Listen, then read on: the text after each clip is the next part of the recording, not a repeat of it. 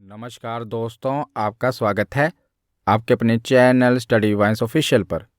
तो आज की इस वीडियो में हम केमिस्ट्री का नेक्स्ट इम्पोर्टेंट टॉपिक पढ़ेंगे, जिसमें हम isotope, isobar, atomic number, atomic mass, इन सब के बारे में एक ही वीडियो में देखेंगे और लास्ट में प्रीवियस ईयर क्वेश्चन भी कवर करेंगे। तो ये वीडियो आपके लिए काफ़ी इम्पोर्टेंट होने वाली है।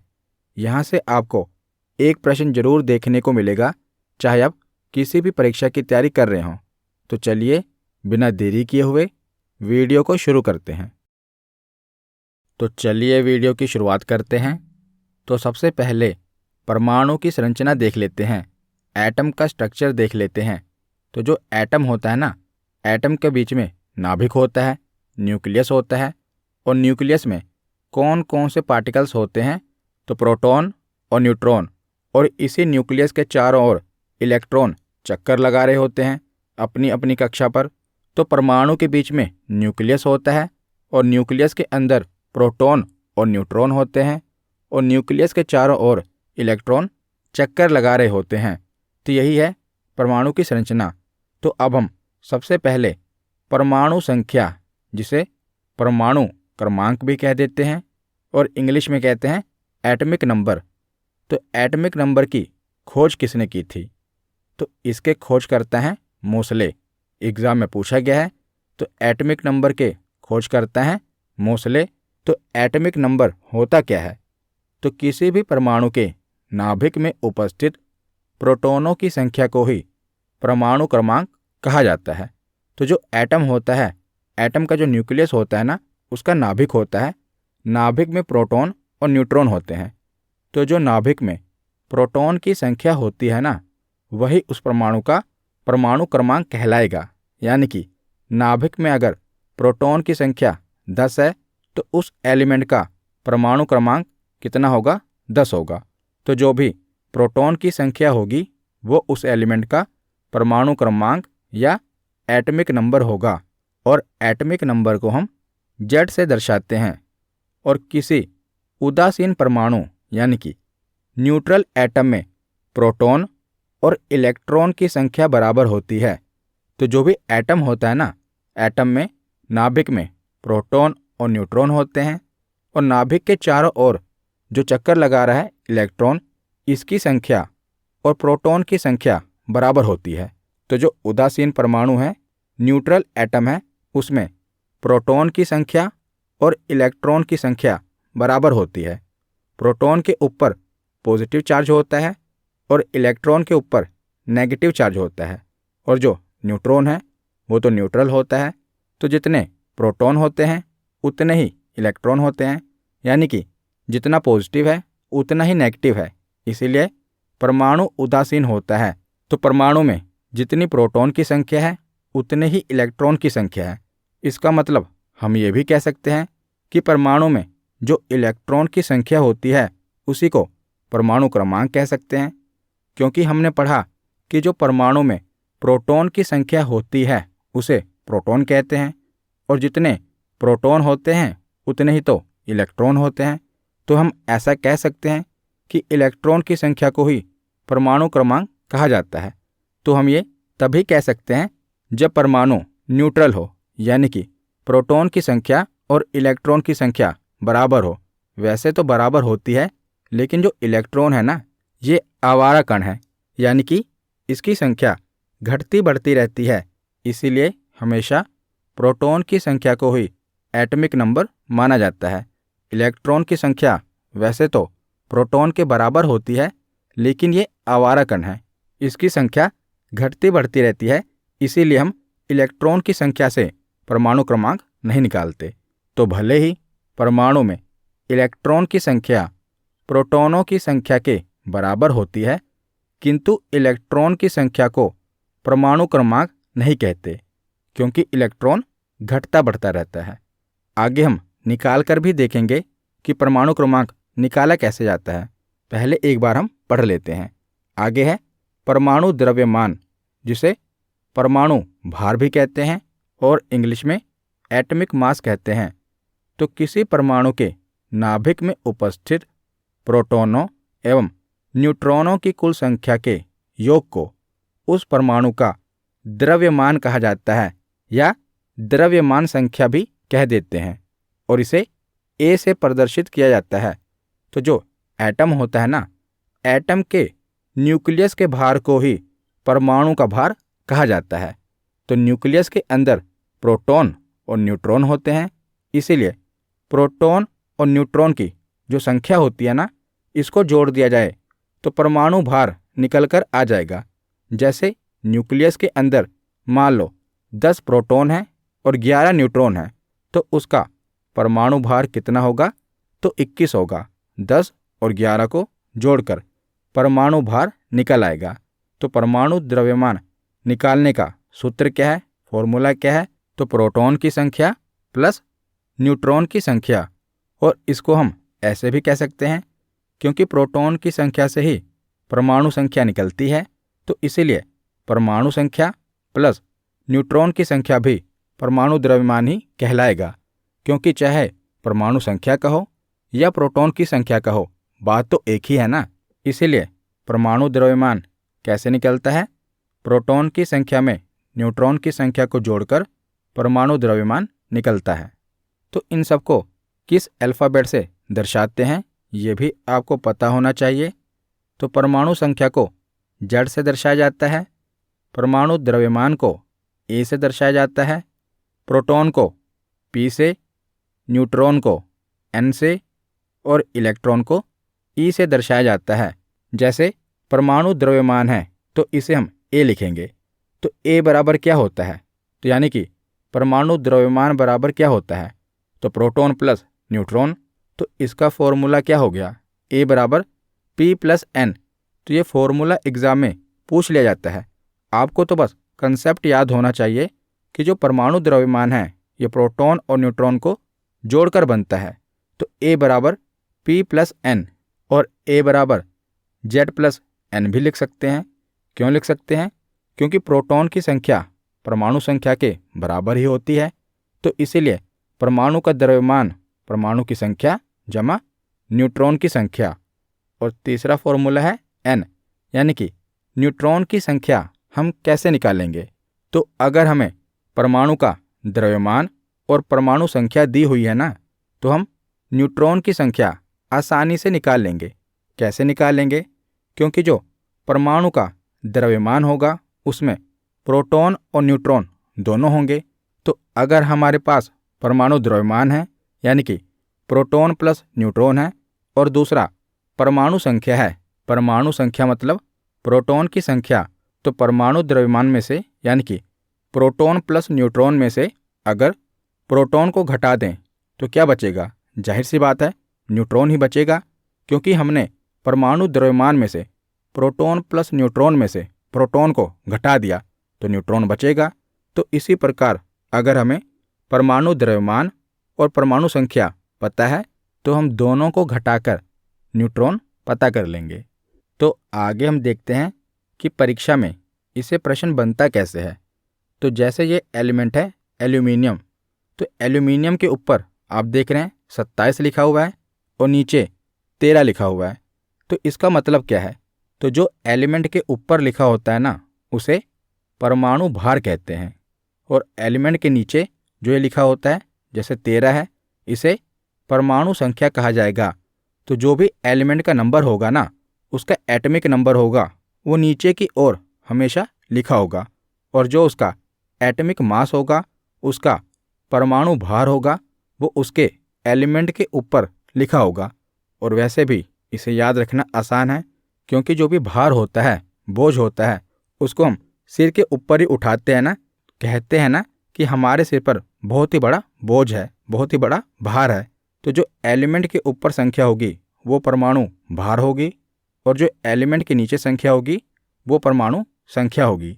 और जैसा कि मैंने आपको बताया कि परमाणु भार को A से दर्शाते हैं और परमाणु संख्या को Z से दर्शाते हैं, तो ऐसे ही आपको एलिमेंट दिया होगा।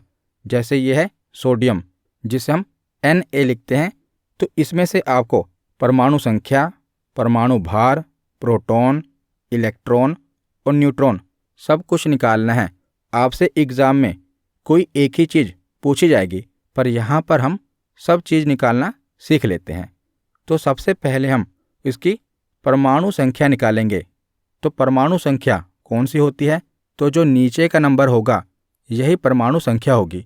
इसी को हम परमाणु संख्या कहते हैं, क्योंकि जो पीरियोडिक टेबल होता है ना, उसमें जितने भी एलिमेंट होते हैं, जितने भी तत्व होते हैं, उनको उनकी परमाणु संख्या के हिसाब से रखा जाता है। जिसका परमाणु संख्या 1 है वो सबसे पहले होगी, उसके बाद 2, तो इसी प्रकार परमाणु संख्या के क्रम में उसे सजाते हैं। तो जो नंबर एलिमेंट के नीचे लिखा होगा वो उसकी परमाणु संख्या होगी। तो सोडियम के नीचे कितना लिखा हुआ है? 11। तो 11 इसकी परमाणु संख्या है। अब देखते हैं परमाणु भार। तो भार ऊपर की ओर होगा, तो इसका परमाणु भार कितना है? 23 है। 2 चीज़ें निकल गई। अब हम प्रोटॉन निकालते हैं। तो हमने शुरू में पढ़ा कि प्रोटॉन क्या होता है। तो परमाणु संख्या को ही प्रोटॉन कहा जाता है। Proton equal to atomic number. तो इसका एटमिक नंबर 11 है, तो प्रोटॉन की संख्या भी 11 होगी। और इलेक्ट्रॉन की संख्या कितनी होगी? तो जितनी प्रोटॉन की संख्या होती है उतनी ही इलेक्ट्रॉन की संख्या होती है। तो हम कह सकते हैं atomic number equal to proton equal to electron, यानी कि परमाणु संख्या बराबर प्रोटॉन बराबर इलेक्ट्रॉन, तीनों की संख्या एक समान होती है। तो इसमें इलेक्ट्रॉन की संख्या कितनी होगी? 11 होगी। तो इसमें सिर्फ एक ही चीज़ है जो हमें कैलकुलेट करके निकालनी पड़ती है, वो है न्यूट्रॉन। तो न्यूट्रॉन को कैसे निकाला जाता है? तो मैंने आपको बताया था कि परमाणु भार में से परमाणु संख्या को घटा दो, ऊपर से नीचे घटा दो, यानी कि 23 में से 11 घटा दो तो बचेगा 12। ये न्यूट्रॉन है।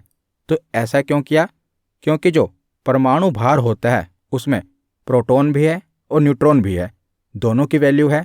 और नीचे की ओर जो परमाणु संख्या है ये केवल प्रोटॉन की संख्या है। तो प्रोटॉन और न्यूट्रॉन की संख्या में से अगर हम प्रोटॉन की संख्या घटा दें तो क्या बचेगा? जाहिर सी बात है न्यूट्रॉन की संख्या ही बचेगी। इसीलिए एटमिक मास में से एटमिक नंबर घटाया जाता है न्यूट्रॉन की वैल्यू पता करने के लिए। तो इस तरह के क्वेश्चन एग्जाम में भर भर के पूछे जाते हैं, इसीलिए हम इसकी प्रैक्टिस कर लेते हैं। तो अगला एलिमेंट है कैल्शियम। तो इसमें भी आपको atomic number, atomic mass, proton, electron और न्यूट्रॉन सब निकालना है। तो एटमिक नंबर कितना होगा? तो जो नीचे की वैल्यू है 20। एटमिक मास कितना होगा? जो ऊपर की वैल्यू है 40। प्रोटॉन कितने होंगे? तो जो एटमिक नंबर है उतने ही प्रोटॉन होंगे और उतने ही इलेक्ट्रॉन होंगे। तो एटमिक नंबर कितना है? 20। तो प्रोटॉन भी 20 होंगे और इलेक्ट्रॉन भी 20 ही होंगे। अब हमें न्यूट्रॉन निकालना है। तो न्यूट्रॉन कैसे निकलेगा? एटमिक मास में से एटमिक नंबर घटा दो, न्यूट्रॉन निकल आएगा। तो ऊपर में से नीचे घटा दो, 40 में से 20 घटा दो तो बचा कितना? 20। तो 20 क्या है? न्यूट्रॉन है। जैसे अगला एलिमेंट है आर्गन। तो आर्गन का एटमिक नंबर कितना है? 18। एटमिक मास कितना है? जो ऊपर की वैल्यू है 40। प्रोटॉन कितने हैं? तो जितना एटमिक नंबर है उतना ही प्रोटॉन होगा और उतने ही इलेक्ट्रॉन होंगे। तो 18 प्रोटॉन है, 18 ही इलेक्ट्रॉन है। और न्यूट्रॉन कितने हैं? तो न्यूट्रॉन की वैल्यू कैसे निकलेगी? तो 40 में से 18 घटा दो, बचा कितना? 22। तो 22 क्या है? न्यूट्रॉन है। तो आशा करता हूँ आपको एलिमेंट में से उसकी परमाणु संख्या, परमाणु भार, प्रोटॉन, इलेक्ट्रॉन और न्यूट्रॉन निकालना आ गया होगा। तो आगे अब हम आयन के बारे में पढ़ते हैं। तो आयन्स क्या होता है? तो वैसे परमाणु जिसमें इलेक्ट्रॉन या तो कुछ निकल गया होता है या फिर बाहर से आ गए होते हैं, उन्हें आयन कहते हैं। हमने पढ़ा था ना कि जो इलेक्ट्रॉन है ये आवारा कण है, इनकी संख्या घटती बढ़ती रहती है। तो जो आयन है इस पर आवेश उपस्थित होता है, इस पर चार्ज उपस्थित होता है। तो इलेक्ट्रॉन के निकलने पर धन आवेश तथा इलेक्ट्रॉन के ग्रहण करने पर ऋण आवेश होता है। और आयन में परमाणु क्रमांक नहीं बदलता, किंतु इलेक्ट्रॉनों की संख्या बदल जाती है। तो मैं आपको आसान भाषा में समझाता हूँ कि ये ऐसा तब होता है जब अलग अलग तत्व के जो परमाणु हैं आपस में क्रिया करते हैं तो उनमें क्या होता है, जो प्रोटॉन और न्यूट्रॉन हैं वो तो अंदर की ओर होते हैं, वो तो न्यूक्लियस में होते हैं, तो वो तो क्रिया करेंगे नहीं। लेकिन जो बाहर इलेक्ट्रॉन चक्कर लगा रहे होते हैं ये आपस में क्रिया करते हैं। तो या तो जो एटम का इलेक्ट्रॉन है वो उसे छोड़कर जाएगा या वो इलेक्ट्रॉन ग्रहण करेगा। दो ही केस होंगे, या तो इलेक्ट्रॉन आएगा या तो इलेक्ट्रॉन छोड़कर चला जाएगा। तो अगर इलेक्ट्रॉन छोड़कर चला जाएगा तो उसे धन आवेश कहेंगे। ऐसा क्यों कहेंगे आगे मैं आपको समझाऊंगा।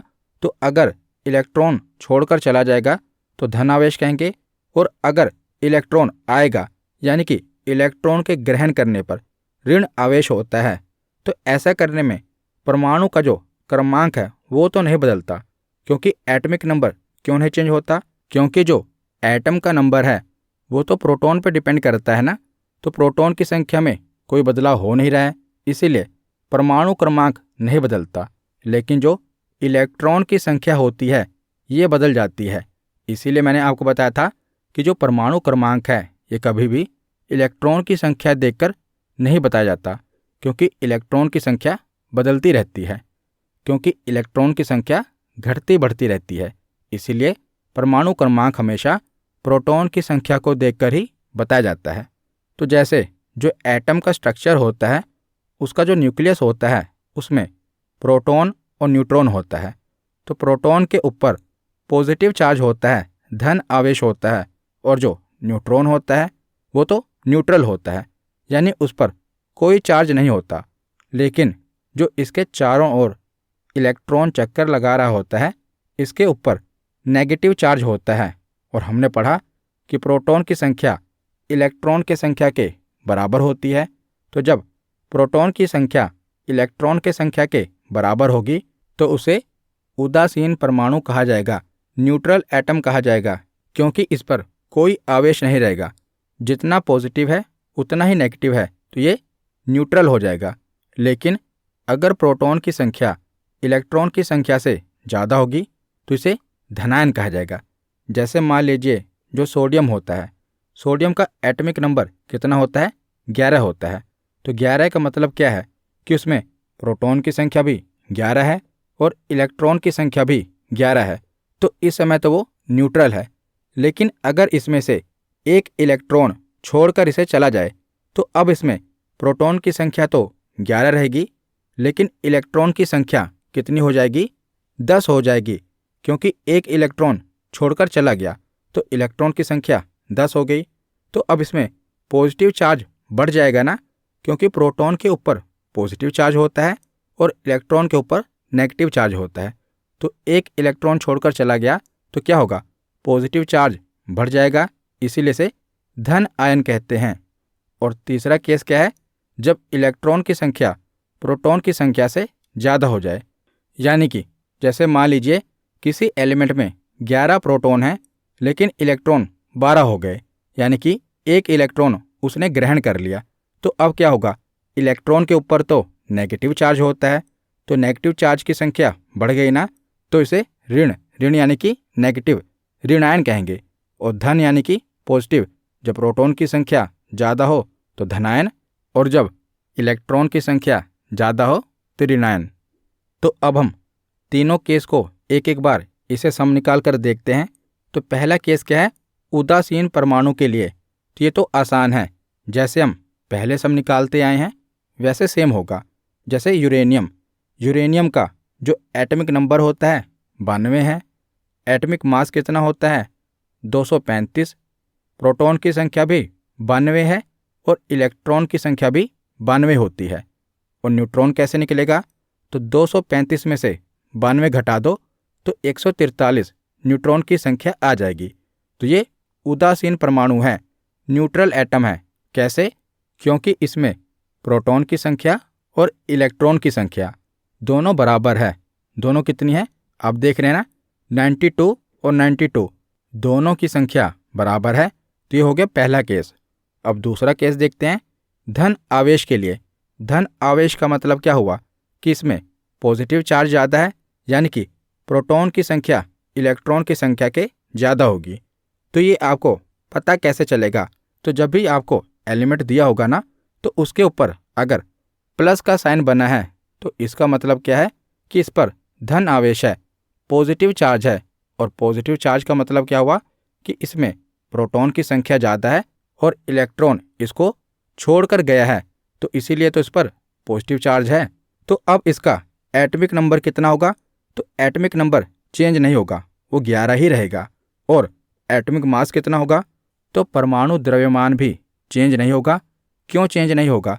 क्योंकि इसमें सिर्फ इलेक्ट्रॉन की संख्या में बदलाव होता है और किसी भी संख्या में बदलाव नहीं होता। और जो परमाणु द्रव्यमान है ये तो प्रोटॉन और न्यूट्रॉन को जोड़कर बनता है, इसीलिए इसमें भी बदलाव नहीं होगा। तो एटॉमिक मास 23 होगा। तो प्रोटॉन की संख्या कितनी होगी? तो जो नीचे का नंबर है यानी कि 11, ये प्रोटॉन की संख्या है। इलेक्ट्रॉन की संख्या कितनी होगी? तो अगर इसके ऊपर पॉजिटिव चार्ज ना होता तो हम इलेक्ट्रॉन की संख्या कितनी लिखते? तो 11 ही लिख देते। लेकिन यहाँ पर एक पॉजिटिव चार्ज है, यानी कि एक इलेक्ट्रॉन इसे छोड़कर गया है, तभी तो प्रोटॉन की संख्या इस पर ज़्यादा है, इसीलिए प्लस का साइन है। तो एक इलेक्ट्रॉन इसको छोड़कर गया है, तो एक इलेक्ट्रॉन इसमें से घटा देना है। तो 11 में से 1 घटा दो, 10 आएगा। तो इलेक्ट्रॉन की संख्या कितनी होगी? 10 होगी। और न्यूट्रॉन की संख्या? तो न्यूट्रॉन की संख्या में कोई बदलाव नहीं होगा, जैसे हम पहले निकालते आए हैं वैसे ही निकालना है। तो 23 में से 11 घटा दो तो 12, ये न्यूट्रॉन की संख्या आ जाएगी। तो धन आवेश का ही एक दूसरा प्रश्न देख लेते हैं। तो यह मैग्नीशियम। तो मैग्नीशियम के ऊपर आप देख रहे हैं कि 2 प्लस के साइन हैं, यानी कि इसमें से 2 इलेक्ट्रॉन छोड़कर गए हैं। पहले सब में हमने देखा कि एक ही प्लस का साइन था, तो 1 इलेक्ट्रॉन छोड़कर गया है। 2 प्लस के साइन हैं तो 2 इलेक्ट्रॉन छोड़कर गए हैं। इलेक्ट्रॉन छोड़कर जा रहे हैं, फिर भी प्लस का साइन क्यों है? क्योंकि जो इलेक्ट्रॉन है उनके ऊपर नेगेटिव चार्ज होता है और जो प्रोटॉन है उनके ऊपर पॉजिटिव चार्ज होता है। और इलेक्ट्रॉन छोड़कर जा रहे हैं ना, तो नेगेटिव चार्ज की संख्या कम हो रही है, इसीलिए एलिमेंट के ऊपर पॉजिटिव चार्ज से दर्शाया जाता है। तो मैग्नीशियम का एटॉमिक नंबर कितना होगा? 12। एटॉमिक मास ऊपर की ओर संख्या जो है 24। प्रोटॉन की संख्या वही होती है जो एटॉमिक नंबर होता है, यानी कि 12। इलेक्ट्रॉन की संख्या कितनी होगी? तो अगर इसके ऊपर कोई पॉजिटिव चार्ज ना होता तो इलेक्ट्रॉन की संख्या भी प्रोटॉन की संख्या के बराबर होती। लेकिन इसके ऊपर आप देख रहे हैं 2 प्लस के साइन हैं, यानी कि 2 इलेक्ट्रॉन इसको छोड़कर चले गए। तो इलेक्ट्रॉन की संख्या में से 2 घटा दो, यानी कि 12 में से 2 घटा दो तो कितना बचा? तो इसमें इलेक्ट्रॉन की संख्या कितनी होगी? तो 10 होगी। और न्यूट्रॉन की संख्या? तो न्यूट्रॉन की संख्या कैसे निकलती है? तो एटॉमिक मास में से एटॉमिक नंबर घटाकर न्यूट्रॉन की संख्या निकलती है। तो 24 में से 12 घटा दो तो 12 न्यूट्रॉन की संख्या आ जाएगी। तो अब तीसरा केस देख लेते हैं ऋण आवेश के लिए। ऋण आवेश यानी कि इसमें इलेक्ट्रॉन की संख्या बढ़ेगी, इलेक्ट्रॉन आएंगे। तो जब इलेक्ट्रॉन आएंगे तो नेगेटिव चार्ज की संख्या बढ़ेगी। तो इसीलिए इस केस में एलिमेंट के ऊपर नेगेटिव चार्ज दर्शाया जाता है।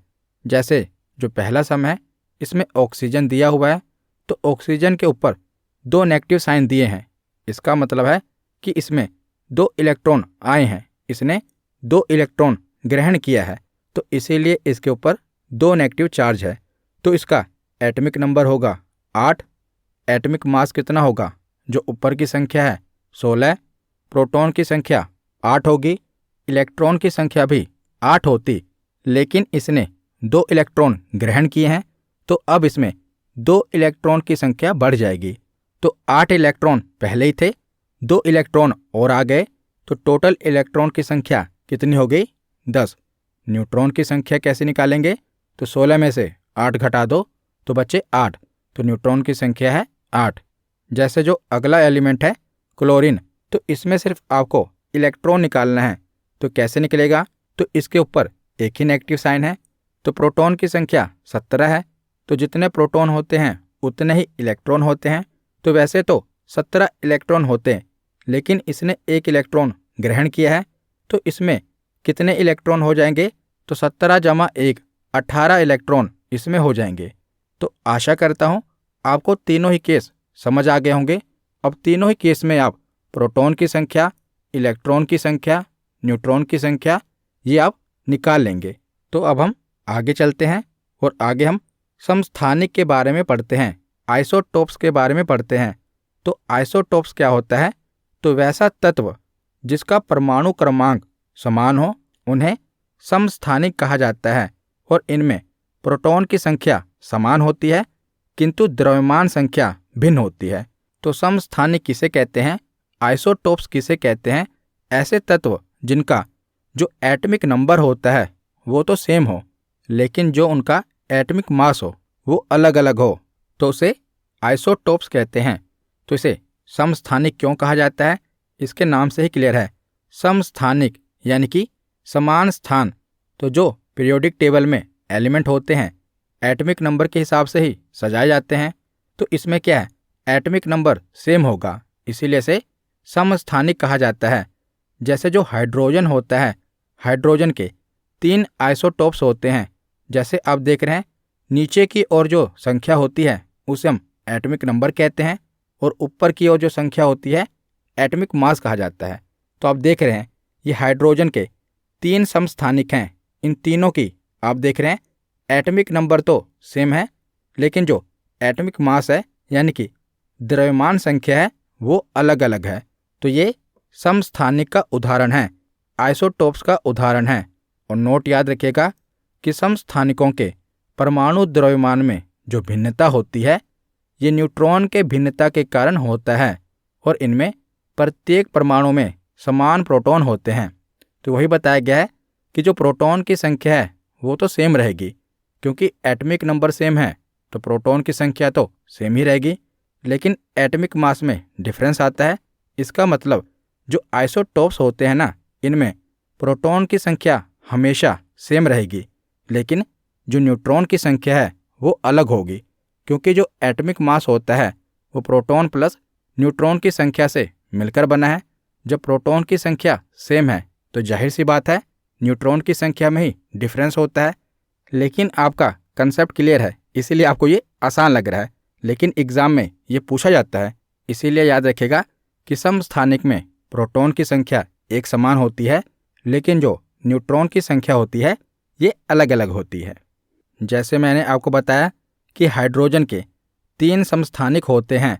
पहले को कहते हैं प्रोटियम, जिसका एटमिक मास 1 होता है उसे प्रोटियम कहते हैं। जिसका एटमिक मास 2 होता है उसे ड्यूटेरियम कहते हैं। जिस हाइड्रोजन का एटमिक मास 3 होता है उसे ट्राइटियम कहते हैं।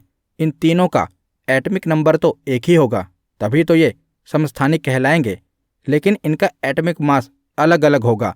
अगर 1 है तो प्रोटियम, 2 है तो ड्यूटेरियम और 3 है तो ट्राइटियम। तो पहले केस में क्या होगा कि न्यूट्रॉन 0 होगा। 0 कैसे होगा? क्योंकि जो न्यूट्रॉन है वो एटमिक मास में से एटमिक नंबर घटाकर निकलता है, तो इसका एटमिक मास 1 है और एटमिक नंबर भी 1 है, तो 1 में से 1 घटाए तो 0 ही बचेगा। तो प्रोटियम के केस में जो न्यूट्रॉन होता है 0 होता है। ड्यूटेरियम के केस में 2 में से 1 घटाएंगे तो 1 न्यूट्रॉन आएगा और ट्राइटेरियम के केस में 3 में से 1 घटाएंगे तो 2 न्यूट्रॉन आएगा। तो ये हाइड्रोजन के 3 समस्थानिक होते हैं। तो जो समस्थानिक होते हैं, आइसोटोप्स होते हैं, इनका उपयोग क्या होता है? तो इनके कई सारे उपयोग होते हैं। जैसे जो कार्बन का समस्थानिक है कार्बन 14, इसका उपयोग जो फॉसिल्स होते हैं, जीवाश्म होते हैं, उनकी उम्र का पता लगाने में किया जाता है। दूसरा इसका फ़ायदा क्या है कि यूरेनियम का जो समस्थानिक होता है यूरेनियम 235, इसका उपयोग परमाणु भट्टी में ईंधन के रूप में किया जाता है। ये सभी उपयोग आपको याद रखने हैं कि कार्बन 14 का उपयोग फॉसिल्स की उम्र पता लगाने में किया जाता है। यूरेनियम 235 का उपयोग परमाणु भट्टी में ईंधन के रूप में किया जाता है। ये तो बहुत बार एग्जाम में पूछा गया है। इसी से तो बिजली बनती है, परमाणु भट्टी में इसी को ईंधन के रूप में उपयोग किया जाता है। तीसरा इसका फ़ायदा है कि आयोडीन के समस्थानिक आयोडीन 131 का उपयोग घेंघा रोग का पता लगाने के लिए किया जाता है। चौथा इसका उपयोग है कि लोहे के समस्थानिक Fe26 का उपयोग एनीमिया के रोग का पता लगाने में किया जाता है। एनीमिया का रोग कब होता है? जब हमारे खून में आयरन की मात्रा कम हो जाती है। पांचवा इसका उपयोग क्या है?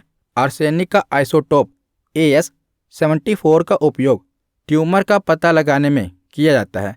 तो एग्जाम में आपसे प्रश्न कैसे बनेगा कि बताइए आर्सेनिक के समस्थानिक AS74 का उपयोग किसमें किया जाता है? तो इसका उपयोग ट्यूमर का पता लगाने में किया जाता है। उसके बाद है कोबाल्ट के समस्थानिक कोबाल्ट 60 का उपयोग कैंसर के उपचार में किया जाता है, क्योंकि इसमें जो गामा किरण होती है वो निकलती है। तो बहुत ही इंपॉर्टेंट है, कोबाल्ट 60 का उपयोग किसमें किया जाता है?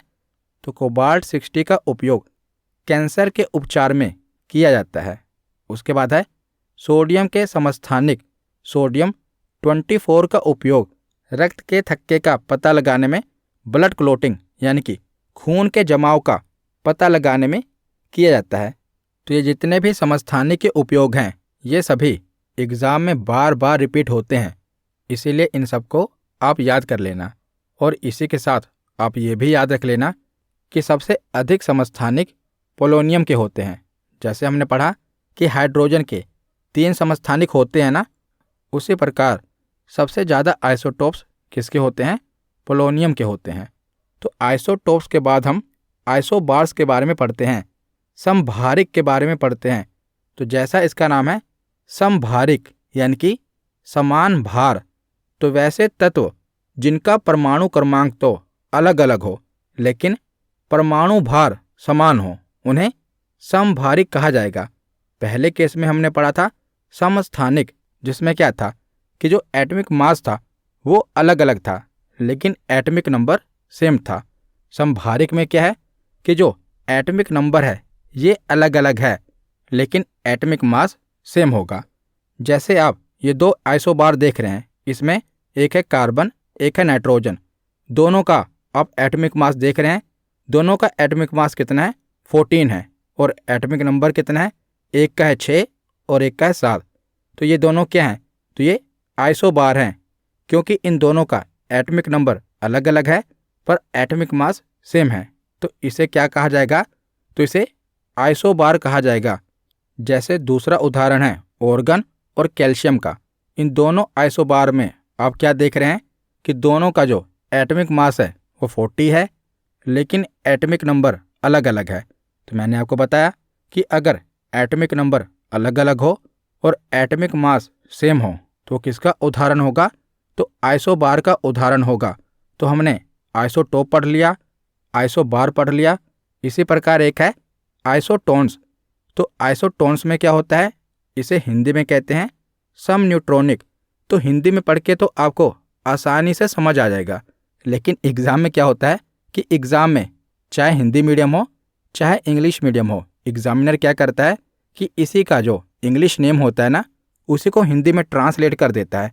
आइसोटोप को हिंदी में भी आइसोटोप ही लिख देता है, आइसोबार को आइसोबार। इसीलिए आपको इसका हिंदी और इंग्लिश नेम दोनों पता होना चाहिए। तो सम न्यूट्रॉनिक को कहते हैं आइसोटोन्स। तो इसमें क्या होगा? तो वैसे तत्व जिनके नाभिक में न्यूट्रॉनों की संख्या समान होती है वो सम न्यूट्रॉनिक कहलाते हैं। तो इसका नाम ही है सम न्यूट्रॉनिक।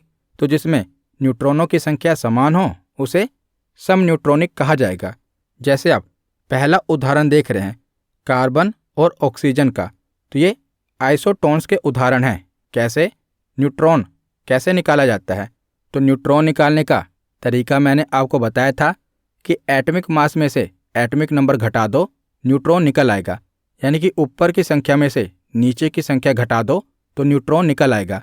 तो जैसे जो कार्बन है इसका एटॉमिक मास 14 दिया हुआ है, एटॉमिक नंबर 6 है, तो 14 में से 6 घटाए 8 आ गया, तो इसका न्यूट्रॉन 8 है। और दूसरा जो ऑक्सीजन है इसका एटॉमिक मास 16 है और एटॉमिक नंबर 8 है, तो 16 में से 8 घटाओ तो इसमें भी न्यूट्रॉन कितना आएगा? तो 8। तो दोनों का न्यूट्रॉन कितना है? 8 है। तो किसका उदाहरण होगा? सम न्यूट्रॉनिक का, आइसोटोन्स का। जैसे जो दूसरा उदाहरण है एक में हाइड्रोजन है और हीलियम है, तो जो ये हाइड्रोजन है इसके एटॉमिक मास में से एटॉमिक नंबर घटाओ तो न्यूट्रॉन 2 ही आया, और हीलियम के एटॉमिक मास में से एटॉमिक नंबर घटाओ तब भी न्यूट्रॉन 2 आएगा। तो ये भी आइसोटोन्स का उदाहरण है। तो आप समझ गए ना आइसोटोन्स मतलब क्या। तो वैसे तत्व जिनमें न्यूट्रॉन की संख्या समान हो वो समन्यूट्रॉनिक यानी कि आइसोटोन्स कहलाते हैं। तो आइसोटोन्स के बाद है आइसो इलेक्ट्रॉनिक्स। तो आइसो इलेक्ट्रॉनिक्स का मतलब सम इलेक्ट्रॉनिक्स। तो ऐसे तत्व जिनमें इलेक्ट्रॉनों की संख्या समान हो उन्हें सम इलेक्ट्रॉनिक कहा जाता है। उसके बाद है आइसोडाइफर। तो हो सकता है ये टर्म आपने पहली बार सुनी हो, लेकिन ये भी इम्पोर्टेंट है। तो आइसोडाइफर क्या होता है? तो भिन्न भिन्न तत्वों के ऐसे परमाणु जिनके न्यूट्रॉन तथा प्रोटॉन का अंतर समान हो उन्हें आइसोडाइफर कहा जाता है। तो आइसोडाइफर किसे कहते हैं? जिनके न्यूट्रॉन तथा प्रोटॉन का अंतर समान हो, जैसे जो नीचे उदाहरण है थोरियम और यूरेनियम का। तो आप देख रहे हैं कि थोरियम में प्रोटॉन की संख्या कितनी है? 90 है। न्यूट्रॉन की संख्या कितनी है? तो न्यूट्रॉन की संख्या एटॉमिक मास में से एटॉमिक नंबर घटाकर निकलती है। तो 234 में से 90 घटा दो तो 144 न्यूट्रॉन की संख्या है। तो न्यूट्रॉन की संख्या 144 आ गई, प्रोटॉन की संख्या 90 आ गई। और यूरेनियम के केस में न्यूट्रॉन की संख्या 146 है और प्रोटॉन की संख्या 92 है। तो आइसोडाइफर में क्या होगा कि दोनों के न्यूट्रॉन तथा प्रोटॉन का जो अंतर होगा ना वो एक समान होगा। तो पहले केस में यानी कि थोरियम में अगर हम न्यूट्रॉन में से प्रोटॉन घटाएं तो 54 आएगा, और यूरेनियम में भी देखें तो अगर हम न्यूट्रॉन में से प्रोटॉन घटाएं तो 54 आएगा। तो दोनों ही एलिमेंट में जो अंतर है न्यूट्रॉन और प्रोटॉन का वो समान है ना, तो इसको हम आइसोडाइफर कहेंगे। तो हमने isotope, isobar, isotones, iso electronics और आइसोडाइफर सबके बारे में पढ़ लिया। तो यहाँ पर हमारा थियरी सेक्शन कंप्लीट होता है। अब हम प्रीवियस ईयर क्वेश्चन देखते हैं। तो पहला प्रश्न है कि परमाणु क्रमांक को किस अक्षर द्वारा निरूपित किया जाता है? तो बताइए परमाणु क्रमांक यानी कि एटॉमिक नंबर को किस अल्फ़ाबेट द्वारा दर्शाया जाता है? तो एटॉमिक नंबर को Z से दर्शाया जाता है। तो इसका सही जवाब क्या होगा? तो इसका सही जवाब है ऑप्शन सी। तो अगला प्रश्न है कि एक तत्व के आइसोटोप की द्रव्यमान संख्या 298 है। यदि इसके नाभिक में 196 न्यूट्रॉन हैं तो इसकी परमाणु संख्या क्या होगी? तो एटॉमिक नंबर पूछा है, तो हमें दिया क्या गया है? तो एटॉमिक मास दिया गया है और न्यूट्रॉन की संख्या दी गई है, और हमें पता क्या करना है? तो परमाणु संख्या, जिसे हम प्रोटॉन की संख्या भी कह सकते हैं, क्योंकि प्रोटॉन की संख्या को ही परमाणु संख्या कहा जाता है। तो एटॉमिक मास है 298, यानी कि प्रोटॉन और न्यूट्रॉन को मिलाकर 298 है। इसमें से अगर हम न्यूट्रॉन घटा दें तो प्रोटॉन की संख्या आ जाएगी। तो 298 में से 196 घटा दो तो बचा कितना? 102। तो 102 प्रोटॉन की संख्या है और प्रोटॉन की संख्या को ही परमाणु संख्या कहा जाता है। तो इसका सही जवाब क्या होगा? Option B. अगला प्रश्न है कि किसी परमाणु के नाभिक में मौजूद प्रोटॉन और न्यूट्रॉन की कुल संख्या के रूप में जाना जाता है। तो न्यूक्लियस में मौजूद प्रोटॉन और न्यूट्रॉन होते हैं, इनको जोड़कर क्या निकलता है? तो इनके योग को हम परमाणु द्रव्यमान कहते हैं, एटॉमिक मास कहते हैं, इसी को द्रव्यमान संख्या भी कहते हैं। तो इसका सही जवाब क्या है? Option B. तो अगला प्रश्न है कि किसी तत्व का परमाणु क्रमांक नाभिक में मौजूद डैश की संख्या के बराबर होता है। तो न्यूक्लियस में मौजूद किसकी संख्या के बराबर एटॉमिक नंबर होता है? तो प्रोटॉन की संख्या के बराबर एटॉमिक नंबर होता है। तो इसका सही जवाब क्या है? Option D. अगला प्रश्न है कि तत्व जिनकी द्रव्यमान संख्या एक समान है परंतु भिन्न परमाणु संख्या है वो क्या कहलाते हैं? तो जिनका एटॉमिक मास एक समान है लेकिन जो एटॉमिक नंबर है वो अलग अलग है, उन्हें क्या कहा जाएगा? तो बताइए उन्हें क्या कहा जाएगा? तो द्रव्यमान संख्या एक समान है यानी कि उन्हें समभारिक कहा जाएगा। समभारिक को ही आइसोबार कहते हैं। तो इसका सही जवाब क्या है? Option B. अगला प्रश्न है कि डैश की संख्या परमाणु की द्रव्यमान संख्या और क्रमांक के अंतर के बराबर होता है। तो हमें पता है कि अगर हम परमाणु के द्रव्यमान में से परमाणु का क्रम घटा दें तो क्या निकलेगा? तो हमें न्यूट्रॉन की संख्या पता चलती है। अगला प्रश्न है कि एक तत्व का परमाणु भार W से दर्शाया गया है और परमाणु संख्या को N से दर्शाया गया है, तो इस परमाणु के केंद्र में प्रोटॉन की संख्या कितनी होगी? तो बताइए, परमाणु के केंद्र में प्रोटॉन की संख्या कितनी होगी? तो प्रोटॉन की संख्या वही होती है जो परमाणु संख्या होती है, जो परमाणु क्रमांक होता है। तो इसमें परमाणु क्रमांक को N से दर्शाया गया है, तो प्रोटॉन की संख्या भी कितनी होगी? N होगी। तो इसका सही जवाब क्या है? Option A. अगला प्रश्न है कि इलेक्ट्रॉनों की समान संख्या वाले परमाणु या अणु होते हैं, तो जिनमें इलेक्ट्रॉन की संख्या समान होती है उन्हें क्या कहा जाता है? तो उन्हें आइसो इलेक्ट्रॉनिक कहा जाता है। तो इसका सही जवाब क्या होगा? Option C. तो अगला प्रश्न है कि फ्लोरीन में आपको न्यूट्रॉन, प्रोटॉन और इलेक्ट्रॉन की संख्या बतानी है। तो सबसे पहले देखते हैं प्रोटॉन की संख्या। तो प्रोटॉन की संख्या वही है जो नीचे वाली संख्या है, यानी कि प्रोटॉन होगा 9। तो जितने प्रोटॉन होते हैं उतने ही इलेक्ट्रॉन होते हैं। क्योंकि इसके ऊपर हमें कोई चार्ज नहीं दिख रहा, यानी कि प्लस या माइनस का साइन नहीं दिख रहा, इसीलिए जितने प्रोटॉन हैं उतने ही इलेक्ट्रॉन होंगे। तो इसमें 9 प्रोटॉन हैं तो 9 ही इलेक्ट्रॉन होंगे। और न्यूट्रॉन कैसे निकलेगा?